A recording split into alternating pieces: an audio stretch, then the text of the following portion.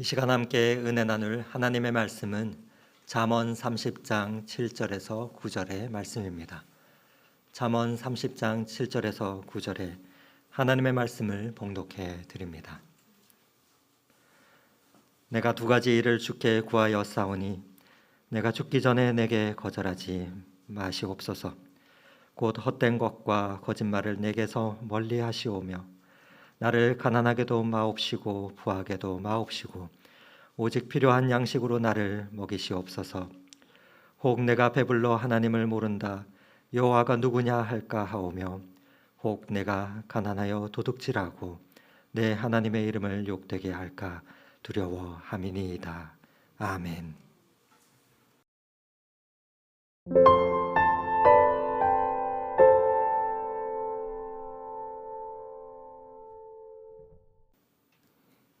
보고 싶었습니다. 네. 위드 코로나 시대가 되면서 50%가 함께 이 자리에 50%인 성도들이 함께 모여 예배드릴 수 있다는 게 그나마 얼마나 다행일까 그런 생각을 합니다. 이 모습이 참 그리웠습니다. 이제 조금 더 시간이 지나서 이 자리 전체 가득해서 하나님께 예배 드릴 수 있으면 참 좋겠다는 생각을 합니다. 그나저나 참 걱정이 큽니다. 아까 우리 집사님께서 기도해 주실 때에도 기도 내용 중에 그런 내용이 있었는데 이게 벌써 15번째 변이라고 얘기를 하는데 그리스 알파벳 숫자로 이렇게 순서대로 쭉 가는데 우리가 델타 변이 바이러스 때문에 좀 많이 걱정했는데 이게 오미크론이라고 하는 벌써 15번째 변이가 얼마나 좀 위험한가. 그래서 온 세계가 또다시 바짝 긴장하고 있다고 하는데요. 우리 사회도 연일 4,000명에 육박하는 확진자가 생겨나니까 정부에서도 또 방역 단계를 올려야 되는 거 아니냐 이런 이야기를 하고 있는 것 같습니다. 그래서 좀 걱정이 많이 되고 있는데 그럼에도 불구하고 우리 하나님께서 이 자리에 계신 여러분 모두에게 큰 평강과 위로 가득 부어주시길 원합니다. 지난 한 주간도 고생 많이 하셨지요? 어떻게 지내셨는지요? 이것저것 생각해 보면 참 많이 힘들고 어려운 우리들의 삶이 아닐까 그런 생각을 합니다. 그러나 그럼에도 불구하고 잘 살아주셔서 참 고맙습니다. 그래서 이 자리에 앉아 계신 여러분 얼굴을 한 번 더 보고 싶어서 한번 이렇게 둘러보기도 했는데요. 이제 인사드리도록 하겠습니다. 여러분 사랑합니다. 사랑합니다. 사랑합니다. 조금 불편하시지만 앞뒤 옆에 계신 분들 바라보시면서 한번 감탄하도록 하겠습니다. 우와! 이야! 고맙습니다. 벌써 11월의 마지막 주이네요. 또 앞에 크리스마스 트리가 예쁘게 장식되어 있는 걸 보셨을 텐데 오늘이 대림절 첫 번째 주일입니다. 시간이 참 빨리 간다 그런 생각을 하는데요. 해마다 이맘때가 되면 우리 주님 오신 것에 대하여 기억합니다. 그래서 우리가 대림의 기간을 보내곤 하는데 그 대림의 기간에 무엇을 생각해야 될까? 그 첫 번째 주에 여러분들과 함께 잠언에 있는 말씀, 특히 야게의 아들 아굴의 잠언을 통해서 우리 주님께서 이 땅에 오신 의미가 무엇일까? 또 우리는 어떻게 살아야 될까? 그것을 함께 가늠해보고 생각해보는 시간을 가지려고 합니다. 가을입니다. 오곡백과가 무르익고 과수의 과실이 영끄는 그런 계절입니다. 이제는 거의 추수도 다 마무리가 되었다 이런 생각을 하는데요. 가을이면 우리가 흔히 생각하는 것이 있습니다. 그게 뭔가 하면 나는 그동안 뭐 했나? 어떤 결과에 대한 생각입니다. 아무래도 시간이 지나고 또 어느 정도 노력을 한 거라면 거기에 응당 받아 마땅한 어떤 결과가 있어야 되는 것이 아닐까? 그게 이제 우리가 흔히 하는 생각입니다. 그런데 이 가을에 여러분들과 함께 무엇을 생각해야 될까? 우리는 어디에 우리들의 두 눈을 고정해야 하는 것일까? 그걸 또 한번 생각하고 싶은데요. 흘러가는 시간이 유수와 같다. 흘러가는 물과 같다. 참 이게 얼마나 빨리 지나가는지요. 그런데 이 시간을 여러분은 어떻게 채우셨는지 한번 여쭙고 싶습니다. 굳이 역사학자인 아놀드 토인비의 이야기를 언급하지 않더라도 사람의 역사는 아무래도 투쟁의 역사가 아닐까. 무엇인가 쟁취하려고 어떤 것을 얻어내고 획득하려고 우리는 애쓰고 노력하는 존재가 아닐까. 그런 생각을 참 많이 합니다. 그러다 보니까 하나님께 기도할 때에도 하나님 이것 갖게 해주세요. 이것 얻게 해주세요. 이것 이루어 주세요 하고 어떤 것을 구하고 찾을 때가 참 많은 것 같습니다. 네, 여러분 한번 가만히 생각해 보시지요.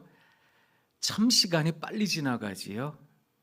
어떻게 보면 이 세상을 호령했던 군왕과 제왕적 지위를 가졌던 많은 사람들, 그렇게 사람들을 어렵게 했던 대통령이나 많은 군주들도 시간이 지나니까 다 세상 떠나고 허약해지고 나약해지는 것을 우리들의 두 눈으로 목도하고 있는 거 아니겠습니까?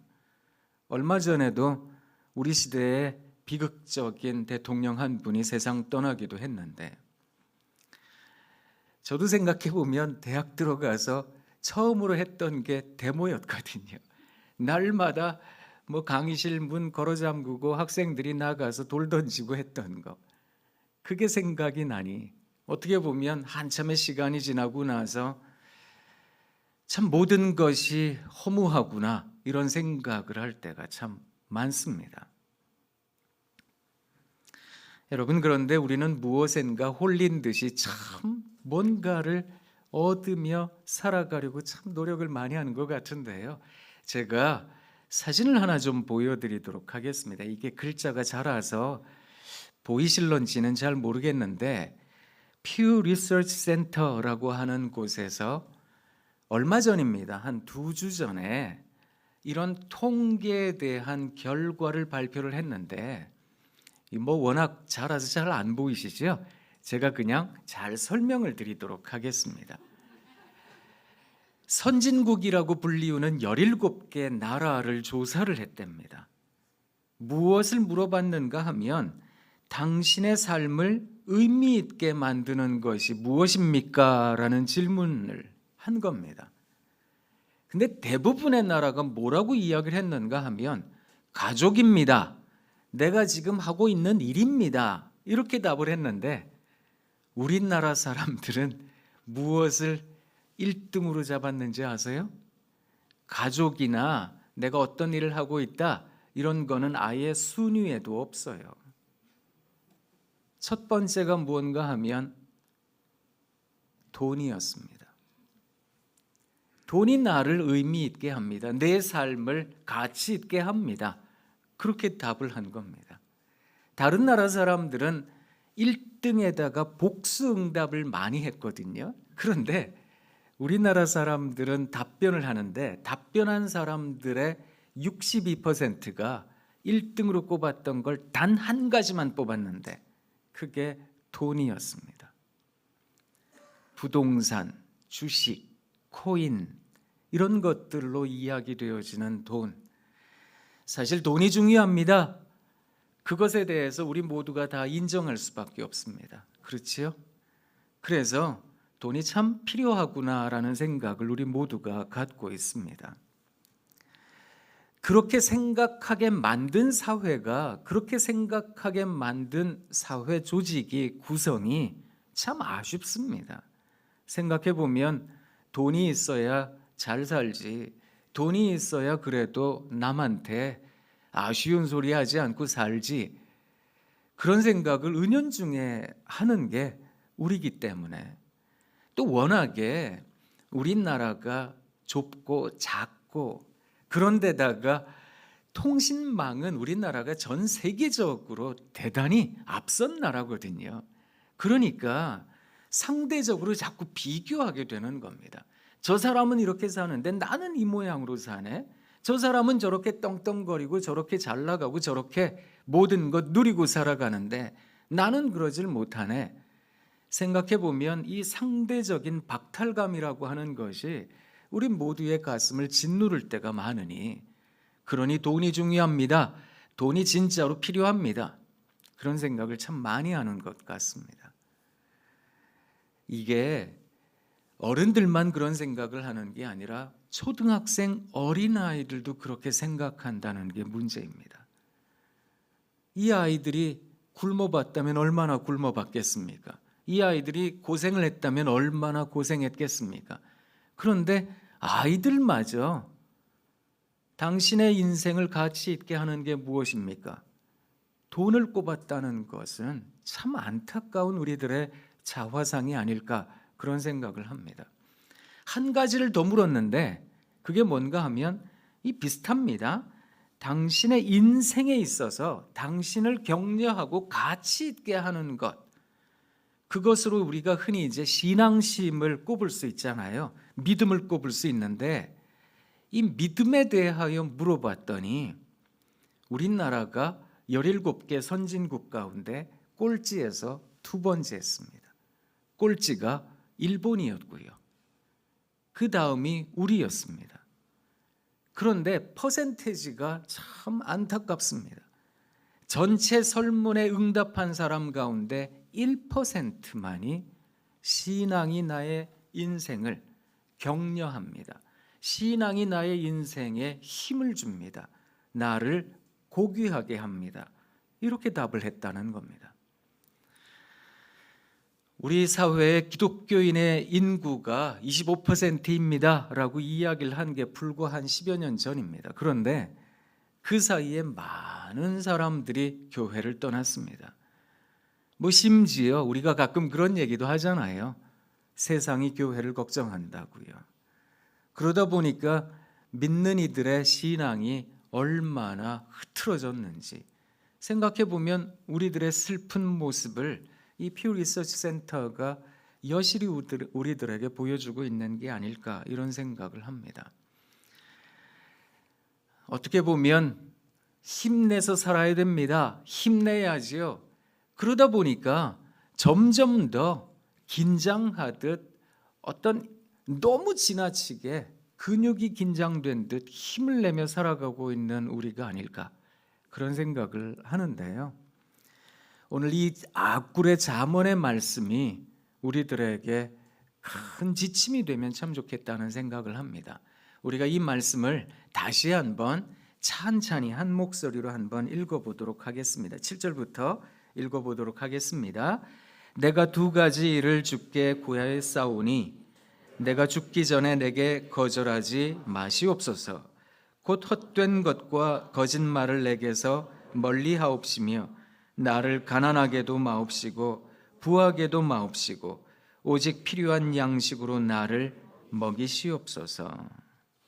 혹 내가 배불러서 하나님을 모른다 여호와가 누구냐 할까 하오며 혹 내가 가난하여 도둑질하고 내 하나님의 이름을 욕되게 할까 두려워함이니이다. 아멘. 사랑하는 성도 여러분, 우리가 이 두 가지 일을 꼭 고백해야 되겠습니다.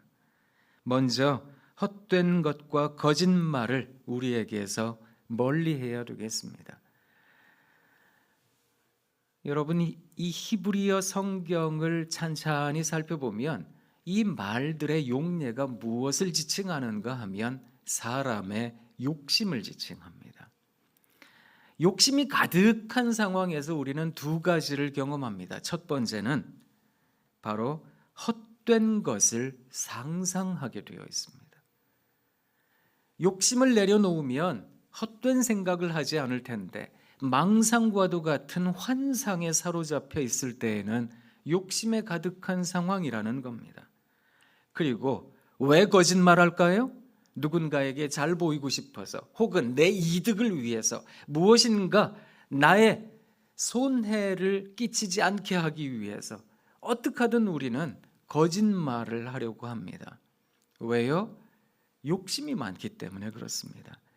그래서 이 말씀은 우리들에게 무엇을 일깨우는가 하면, 사랑하는 성도 여러분, 우리가 세상 살면서 그렇습니다. 이것도 필요하고 저것도 얻어야 되는 인생이지요. 사람이니까 그렇습니다. 그래서 한계가 많기 때문에 이것도 있어야 되겠고 저것도 가져야 되겠고 그런 생각을 합니다. 그때 우리들이 가지고 있는 이 쟁취하고자 하는 욕심을 내려놓을 수 있으면 참 좋겠습니다. 그리고 이 아굴이 무엇을 구했는가 하면, 두 번째 것은 나를 가난하게도 마옵시고 부하게도 마옵시고. 가난하게도 말고 부하게도 말고라는 말을 이 사람이 어떻게 설명을 했는가 하면, 필요한 양식으로 나를 먹이십시오, 이렇게 이야기를 한 겁니다. 이걸 통해서 우리가 또 알 수 있는 것은 히브리 백성이나 우리나라 사람들이나 비슷한 삶을 살아가고 있구나, 그런 비슷한 역사를 갖고 있구나, 이런 생각을 하는데요. 부하게도 말고 가난하게도 말고의 기준을 어디에다 삼았는가 하면 필요한 양식으로 삼은 겁니다. 우리도 그렇잖아요. 인사말도 식사하셨어요? 그런 인사말 하잖아요. 아니, 밥이라도 식사라도 하고 가세요. 이게 인사말이거든요. 그러니까 어떻게 하든 먹는 것에 우리들의 온갖 정신이 집중되어 있을 때가 참 많습니다. 그래서 왜 가끔 그런 소원을 말하기도 하잖아요. 음식점 가서 금액 보지 않고 음식 시킬 수 있으면 좋겠습니다. 이게 우리들의 소원이기도 하거든요. 그리고 가끔 그런 얘기도 해요. 먹다 죽은 귀신은 때깔도 곱다고요. 그래서 어떻게 하든 잘 먹어야 된다. 잘 먹는 거. 부모님들이 자녀들에게 전화하면 꼭 묻습니다.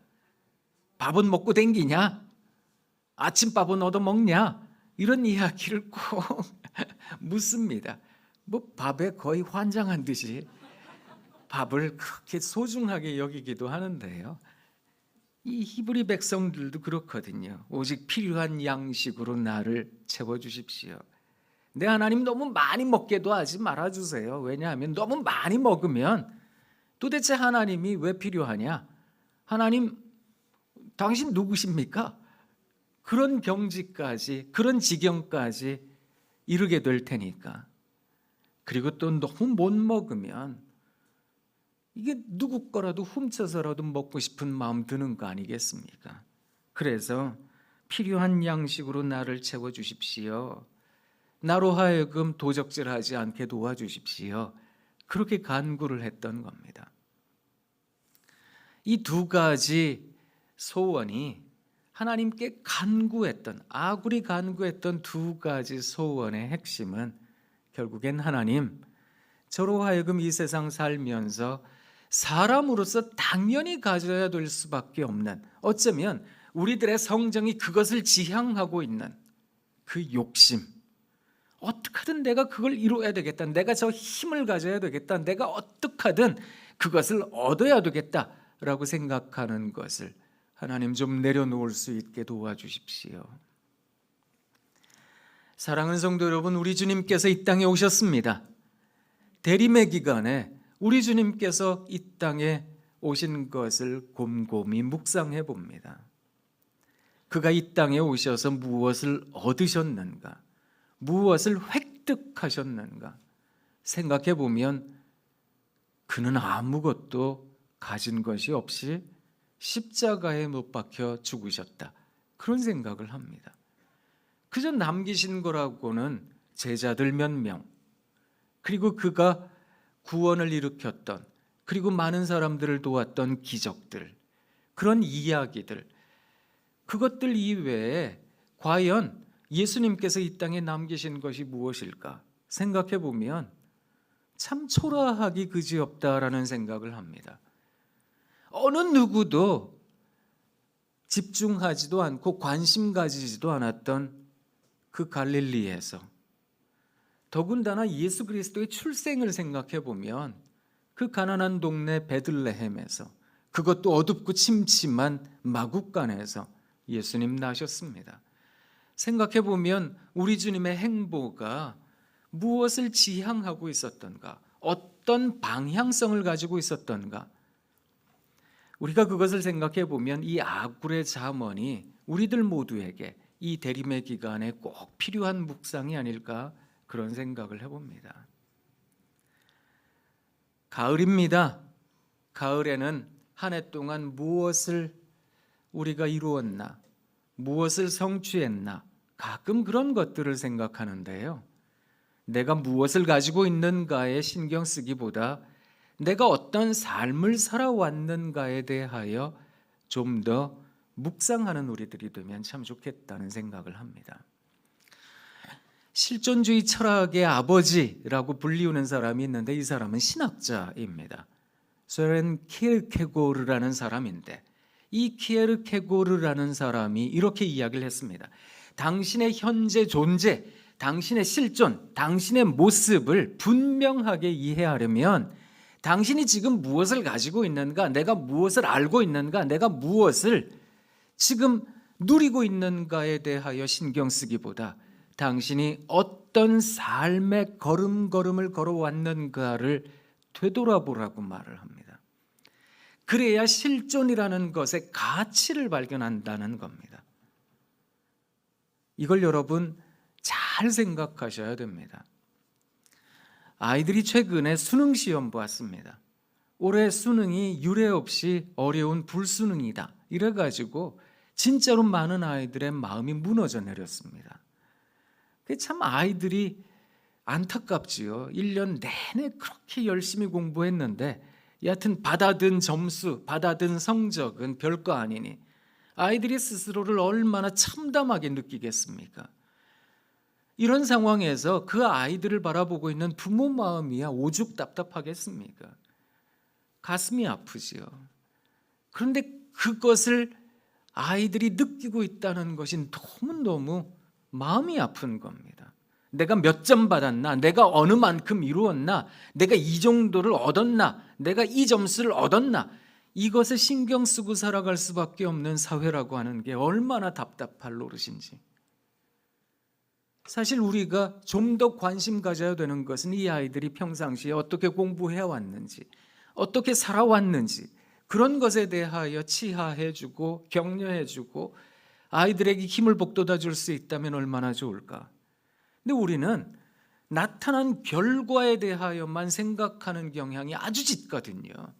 그래서 올림픽에 출전한 선수들도 이게 지금 얼마만큼 이 사람들이 노력했는지, 어떤 삶을 살았는지에 대해서 관심 갖기보다 메달이 몇 개냐, 그것도 메달 색깔이 무엇이냐, 이런 것들로 사람들은 평가하고 진단할 때가 참 많지 않겠습니까?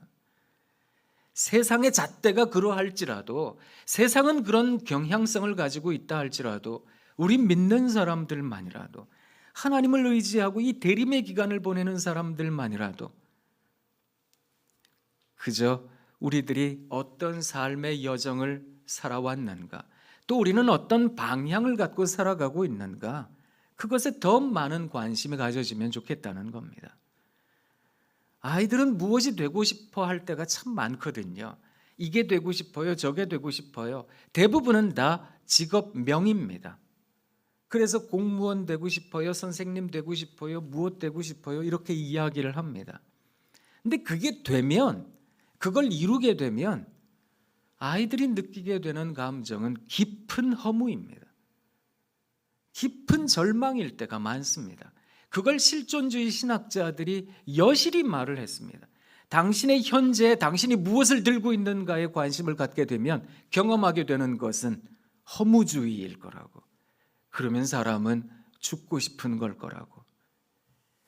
사실 우리 모두가 가지고 있는 욕구의 경향성은 내가 가지고 있는 것에 대한 감사를 잃어버리게 합니다. 채우고 또 채우고 또 채우려고 하거든요. 그러다 보니까 내 손에 들고 있는 거, 이걸 쳐다보는 인생이라고 한다면 허무에 빠지는 건 당연한 겁니다. 그런데 나를 나답게 할 수 있는 것, 나를 고결한 존재라고, 나를 품위 있는 존재라고 여기게 할 수 있는 것은 내가 어떤 삶을 살아왔는가에 대한 반추입니다. 그걸 반성함으로 혹 잘못된 것이 있다면 바꾸어 살아가기로 작정을 하고요. 또 이런 부분에서 나를 격려해 줄 것이 있다면 나에게 선물도 주고 나를 기뻐해 주기도 하고 나에게 너 잘 살았어. 너 손에 쥔 건 별로 없지만 너 그동안 잘 지내왔어. 스스로를 토닥여 줄 수 있어야 되겠다라는 겁니다.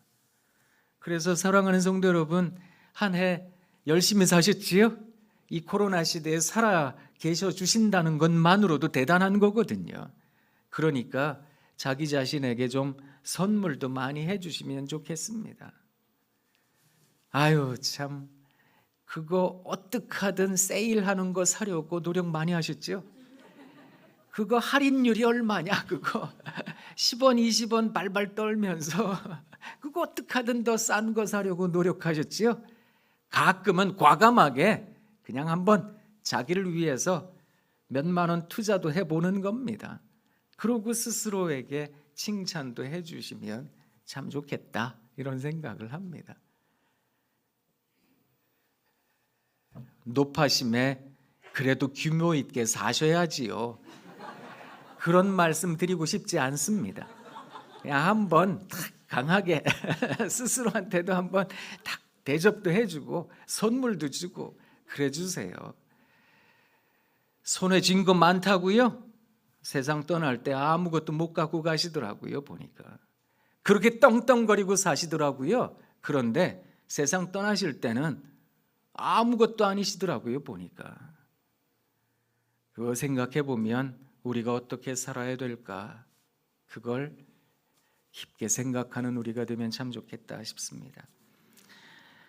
중증 뇌성마비 장애자 중에 김준엽이라는 시인이 있는데요. 이분이 내 인생의 황혼이 되면이라는 시를 썼는데 이게 조금씩 바뀌어가지고 나중에는 윤동주 시인이 썼습니다 하고 막 돌아다닌 시가 하나 있습니다.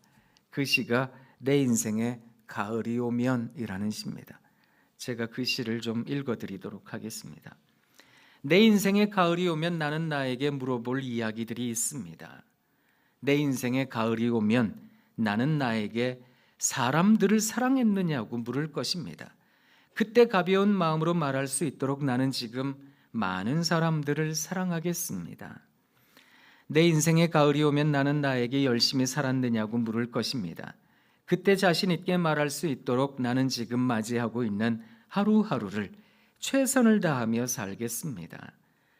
내 인생의 가을이 오면 나는 나에게 사람들에게 상처 준 일이 없느냐라고 물을 것입니다. 그때 자신 있게 말할 수 있도록 사람들을 상처 주는 말과 행동을 하지 말아야 하겠습니다. 내 인생의 가을이 오면 나는 나에게 삶이 아름다웠느냐고 물을 것입니다. 그때 기쁘게 대답할 수 있도록 내 삶의 날들을 기쁨으로 아름답게 가꾸어 가야겠습니다. 내 인생의 가을이 오면 나는 나에게 어떤 열매를 얼마만큼 맺었느냐고 물을 것입니다. 그때 자랑스럽게 말할 수 있도록 내 마음의 밭에 좋은 생각의 씨를 뿌려 놓아 좋은 말과 좋은 행동의 열매를 부지런히 키워야 하겠습니다. 제가 이 시를 읽으면서 느낀 게 무엇인가 하면 이 시인이 지금 말하고 있는 것이 내 손에 무엇을 쥐고 있는가를 묻는 것이 아니라 나의 삶에 대한 깊은 반성과 묵상을 하고 있다는 겁니다. 마지막 년에 보면 어떤 열매를 얼마만큼 거뒀느냐 그것에 대하여도 묻는데 눈에 보이는 어떤 물질 그것이 아니라 내 말과 행동의 씨앗이 어떻게 열매를 맺었는지, 정작 무엇에 관심 갖고 무엇에 집중해야 되는지를 시인이 우리들에게 잠잠히 보여주고 있는 게 아닐까 그런 생각을 합니다. 사랑하는 성도 여러분, 그렇게 살아내시는 대림의 기간 되시길 부탁드립니다. 그러면 어떻게 하면 이렇게 살아갈 수 있을까요? 그것에 대해서 오늘 이 아굴의 잠언의 말씀 속에 답을 얻습니다. 내가 이 두 가지 일을 주께 구하였사오니, 두 가지 일을 구했어요. 우리는 두 가지의 지금 집중해 왔잖아요. 그런데 누구에게 이걸 구했는가라고 하는 걸 생각하실 필요가 있습니다. 누구에게요? 주님께요. 하나님께요. 사실 하나님께 이것을 구하지 않으면 이 두 가지를 구하기가 어렵습니다. 하나님께 우리들의 시선을 고정하지 않으면, 하나님을 바라보질 못하면 이 두 가지를 간구하는 것, 이건 아예 불가능한 일이 되기 때문에 그렇습니다. 자녀들을 바라본다고요? 세상을 바라본다고요? 내 직업, 직장을 바라본다고요? 이 두 가지 일을 여러분 구하실 수 있다고 생각하십니까? 그래서 우리가 하나님을 바라보아야 하는 것입니다. 그리스도인들의 시선은 언제나 하늘로 향해 있어야 되겠습니다. 제가 베드로 이야기를 하나를 드릴 텐데요. 이 베드로라는 사람이 자기의 욕심껏 산 사람이거든요.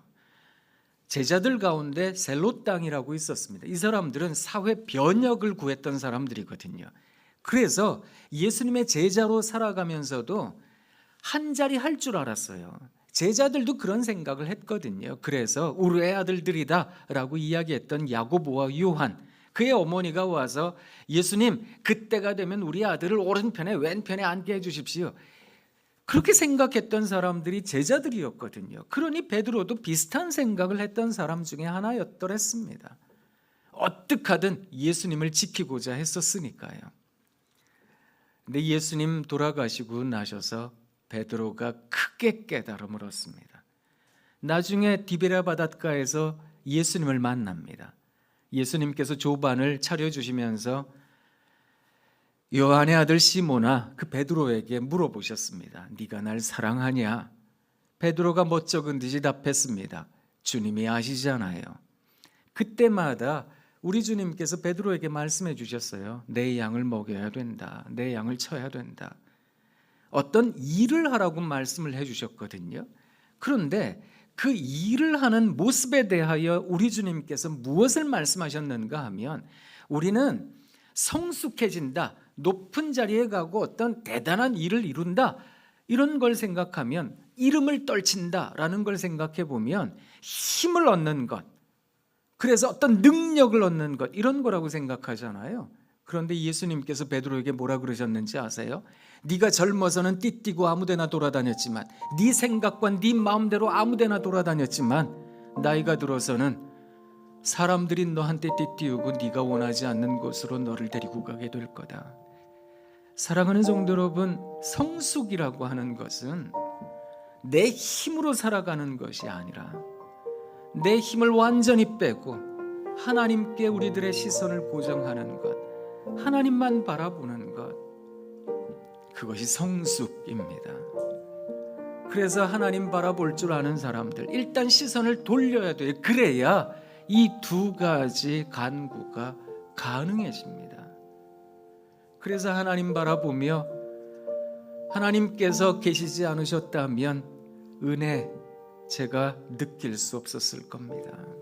살아있다는 것이 은혜고, 지금 지내고 있다는 게 은혜고, 아침에 눈을 뜨고 산다는 것도 은혜고, 하루를 지날 수 있다는 것도 은혜고, 그저 뭐 아무것도 아니고 별 볼 일 없는 그런 거처이긴 하지만 눈 붙이고 잘 수 있는 것이 있다는 것도 은혜고, 하나님 모든 것이 다 은혜였습니다 고백하는 게 아닐까 싶은데요. 우리가 찬양 같이 해보도록 하겠습니다.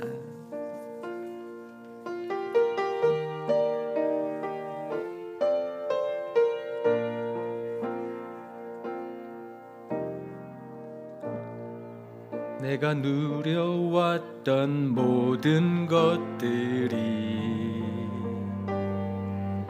내가 지나왔던 모든 시간이, 내가 걸어왔던 모든 순간이, 걸어왔던 모든 순간이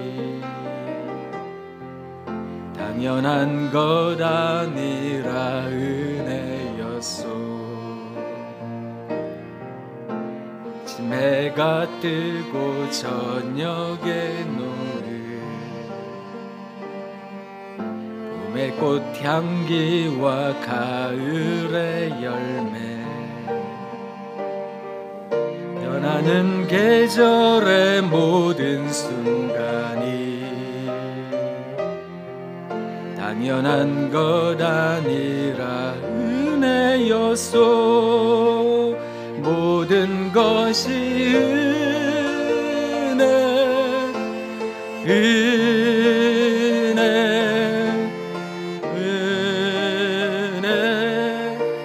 한없는 은혜.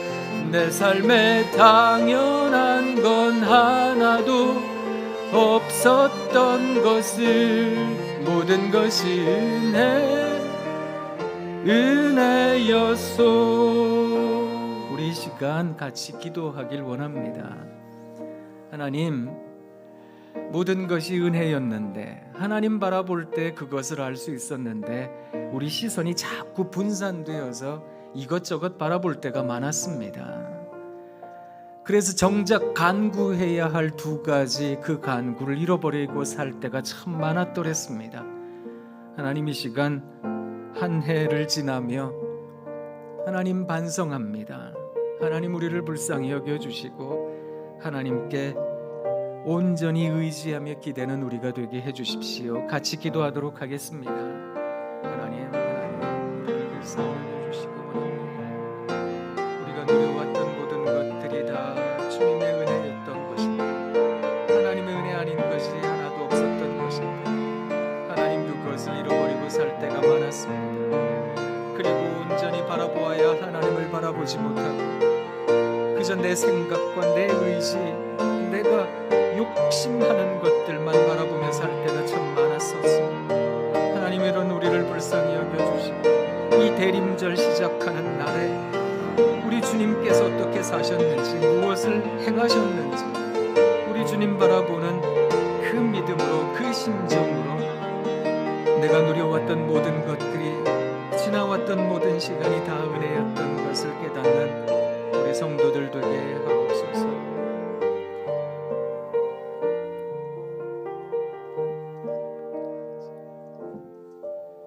내가 이 땅에 태어나 사는 것, 내가 이 땅에 태어나 사는 것, 어린아이 시절과 지금까지 숨을 쉬며 살며 꿈을 꾸는 삶, 쉬며 살며 꿈을 꾸는 삶, 당연한 것 아니라 은혜였소. 내가 하나님의 자녀로 살며 하나님의 자녀로 살며